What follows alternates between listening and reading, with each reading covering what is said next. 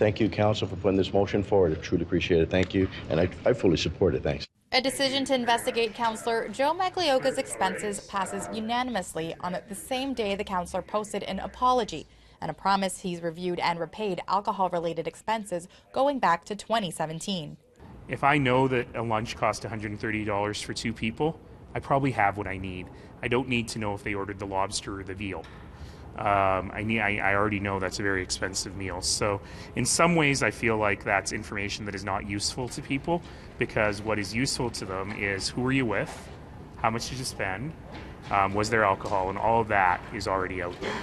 The motion passed by a vote of 14-0, with Magliocca absent after recusing himself from the vote, but not before Magliocca said he was in favor of the investigation. My mistake that I made on my expenses, Your Worship and Council and public. So I'll excuse myself and I'll be in the back. And thank you, Council, for putting this motion forward. I truly appreciate it. Thank you. And I fully support it. Thanks. The Ward 2 councillor is under fire after expensing over $6,000 in food and alcohol in Quebec City at a conference last year. He issued a statement Monday saying, "I fully understand the concern over the amount of hosting expenses I incurred during the FCM convention. Taxpayers deserve better, and I am deeply sorry. I have since personally paid back all alcohol and hosting expenses that I incurred during this convention."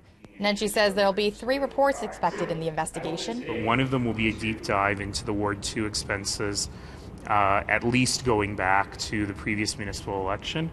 The second will be what I call a look-see. I think they call it a risk audit. A look-see into the other councillors' expenses, just to make sure that there's nothing that raises any red flags, but not as deep a dive. And then the third is a report on closing the couple of small loopholes that this whole process has unearthed. The mayor expects a briefing on how to proceed from the city auditor in a week or 2, and the investigation should take a couple more weeks after that. I don't think anyone's interested in dragging this out for weeks and months. In Calgary, Jackie Perez, City News.